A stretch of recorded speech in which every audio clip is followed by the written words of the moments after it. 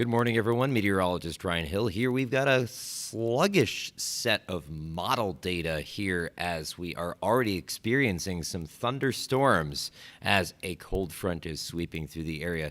You can see that boundary right here, right north of Sheridan on the models by 10 a.m., but that model is not necessarily showing the whole picture as that frontal boundary is already in the Gillette area as of around 5 in the morning. So I think they're being a bit sluggish with this.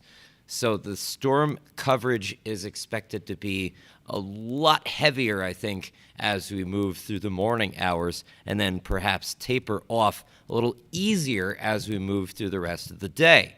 After that, we should clear and get some sun before the evening, and then maybe some patchy clouds tomorrow. But that's when our winds switch and we start to go towards warmer conditions for the weekend as the sun pops back out.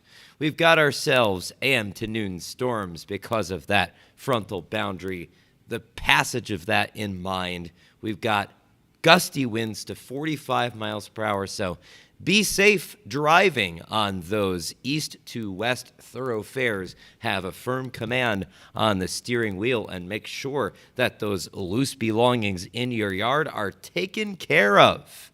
We also, that's something to note, there's pickup day in some cities, so definitely make sure that your trash can has a little something to rest against, that it doesn't go flying off into down the street in some of these gustier winds as this front passes and gives us cooler weather. 53 tonight, 40s in the hills, even Hot Springs and Sundance as well. But we're changing things around with the high pressure system. Winds shift westerly, then southerly overnight tonight into tomorrow and persist at least into Monday, where we're talking about some pretty decent heat. You can see that on the 3-day outlook for the Northern Hills and Northeast Wyoming. We go from 73 to 93 in Sheridan, getting rid of those storms real quick this morning into the afternoon before revealing quite the sunny and hot weekend. Same for you in Gillette with 95, as well as Spearfish and Deadwood